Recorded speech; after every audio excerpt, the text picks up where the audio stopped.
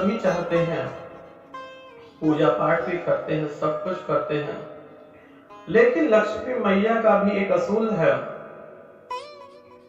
कि वह 100 वर्षों से ज्यादा किसी घर में विराजमान नहीं होती है। पर आप लोगों ने देखा भी होगा कि जो भी पीढ़ी 100 वर्ष तक राज करती है, अंततः उसका विनाश शुरू हो जाता है। जो चीज लक्ष्मी माता देकर जाती है, धीरे धीरे वह बिकना शुरू हो जाता है। आज तक संसार में कोई ऐसा व्यक्ति नहीं है जिससे लक्ष्मी मैया ने साथ न छोड़ा। इसी प्रकार से एक सेठ हुआ करते थे और सेठ बहुत दानी धर्मी हुआ करते थे। सेठ जी ने लक्ष्मी जी का उपयोग हर एक अच्छे कार्य में किया। नगर में कोई भी शुभ कार्य हो, सेठ जी के हाथों होता।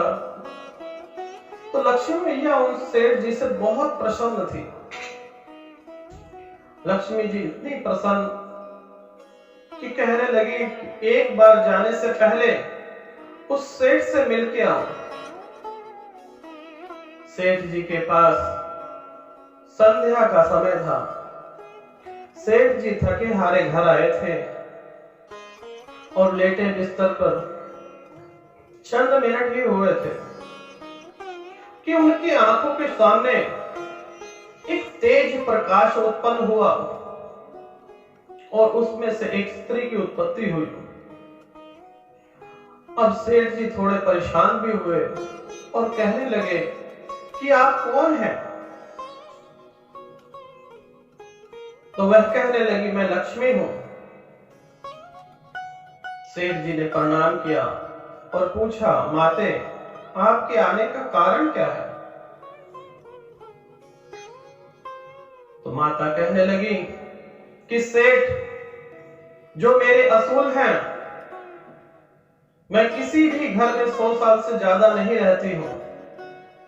तो कल तुम्हारे 100 साल पूरे हो जाएंगे और कल मैं इस घर से चली जाऊंगी। कल मेरे इस घर से विदाई है। लेकिन तुम्हारी इतनी सेवा भावना, धन का सदुपयोग किया तुमने, तो इस कारणवश मैं जाने से पहले तुमसे मिलना चाहती थी और तुम्हें फल स्वरूप एक वरदान देना चाहती थी। अब सेठ जी चिंता में डूब गए कि बिना लक्ष्मी के क्या मिलेगा। सही भी है, चाहे अन्न हो, चाहे कपड़ा हो, चाहे सुख हो, स्वास्थ्य हो, हर एक चीज में लक्ष्मी का ही विराजमान हो। सेठ जी को चिंतित देख के लक्ष्मी माता कहने लगी, सेठ चिंतित मत हो, मैं तुम्हें 40 घंटे का समय देती हूं। 40 घंटे उपरांत मैं फिर से आऊंगी। अब 1.5 दिन का सेठ जी के पास टाइम, और रात भर सेठ जी सो नहीं पाए कि मेरा सपना था, क्या था। सुबह उठे, सभी बच्चों को अपने घर में बुलाया, अपने पास बुलाया, सभी 7 बहुओं को अपने पास बुलाया, 7 बेटों को अपने पास बुलाया।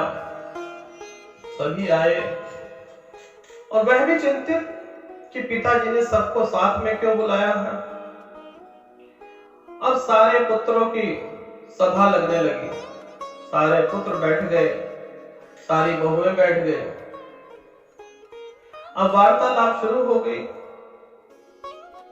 वार्तालाप में सेठ जी बड़े चिंतित थे और कथा सुनाने लगे कि रात को लक्ष्मी जी जो है संध्या के समय मुझे स्वप्न दिया, लेकिन मैं सो नहीं रहा था, मैं सोने की तैयारी ही कर रहा था। मुझे तेज प्रकाश दिखाई दिया और लक्ष्मी मैया जी ने कहा कि तुम्हारे 100 वर्ष पूरे हो गए हैं, अब मेरे जाने का टाइम हो गया है, तो मेरी कल विदाई है। 40 घंटे उपरांत मैं चली जाऊंगी। तो यह बात सुनकर पूरे घर वाले बहुत परेशान हुए। अब उनकी भी चिंता बढ़ती जा रही थी कि बिना लक्ष्मी के क्या मिलेगा। हर एक चीज में लक्ष्मी जी का वास। तो उन्होंने अपने बेटों से सलाह मशवरा शुरू किया कि बेटे बताओ कि मैं लक्ष्मी जी से कौन सा वरदान मांग लूं। तो किसी बेटे ने कहा प्लॉट मांग लो, किसी बेटे ने कहा मकान मांग लो, किसी ने कहा सोना मांग लो, चांदी मांग लो, महल मांग लो। इसी प्रकार सातों बेटों ने कुछ ना कुछ मांगते रहे। अब सेठ जी ने कहा बेटी बहुओं आप लोग भी कुछ सलाह दे दो। इस दुख की घड़ी में मुझे सबका सहारा चाहिए। तो आप मेरी बहू नहीं मेरी बेटी हो, आपका भी सहयोग बहुत जरूरी है। एक एक करके सभी बहुओं ने उनको दिया। एक एक बहू जी ने सबने कोई ना कोई वरदान स्वरूप उन्हें कोई ना कोई बात कही। जैसे ही एक बहू ने कहा कि रुपया पैसा, जैसे सारे लड़कों ने कहा उसी प्रकार से बहुओं ने भी कहा। तत्पश्चात छोटी बहू बिल्कुल शांत कोने में बैठी हुई थी। तो सेठ जी कहने लगे कि बेटी तुम भी तो कुछ कहो ना, तुम चुप क्यों हो। तो बहू कहने लगी पापा ये तो छोटी मुंह बड़ी बात हो जाएगी। जब इतने बड़े लोग विराजमान हैं, बड़ी दीदी जेठ जी सभी विराजमान हैं, तो मैं क्या बोलूं। सेठ जी कहने लगे तुम भी घर की सदस्य हो और मेरी बेटी हो, बोलो। छोटी बहू कहने लगी कि पिताजी मांगना ही है तो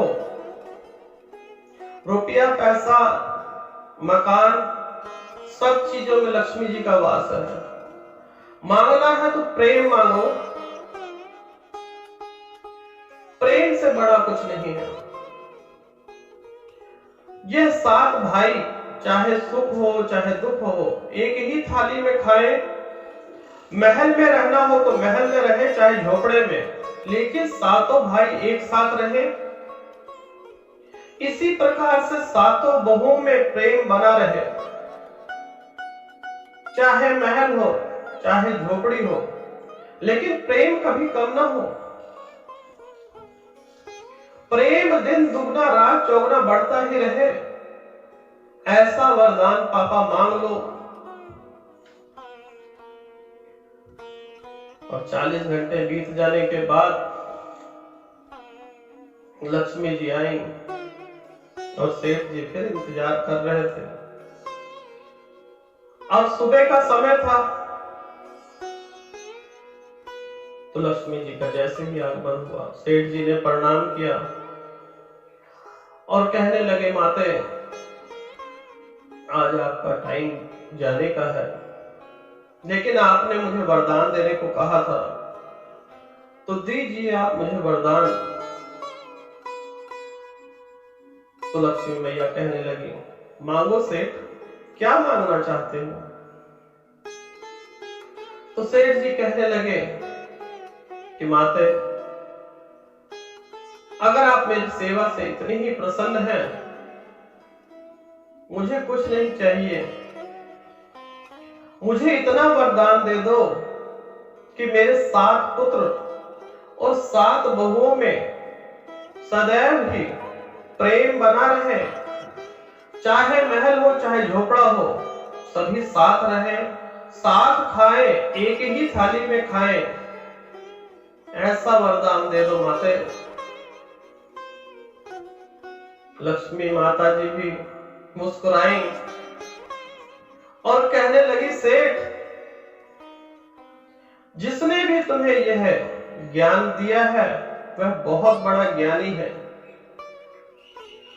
तुमने मुझे अगले 100 वर्ष तक रहने के लिए इसी घर में विवश कर दिया है। अब मैं चाह के भी यह घर छोड़कर नहीं जा सकती। मैं चाहकर भी यह घर छोड़कर नहीं जा सकती कि जहां पर प्रेम होगा, भाइयों में प्रेम होगा, बहुओं में प्रेम होगा, वहां मेरा वास होता ही होता है। सेठ तूने ये क्या मांग लिया? मांगा है तो ठीक है। तथास्तु तो लक्ष्मी मैया ने बोला कि आने वाले 100 सालों तक मैं तेरे ही घर में विराजमान रहूं। तो कथा से आपको क्या सीख मिली? सीख यह मिली कि आप लोग दर बदर ठोकर खाते हैं, मंदिर जाते हैं, बहुत कुछ मांगते हैं, लेकिन मांगना ही है तो प्रेम मांगो। प्रेम से बड़ा कोई उपहार नहीं है। जहां पर प्रेम होगा वहां पर लक्ष्मी मैया स्वयं दौड़ी हुई चली आती है।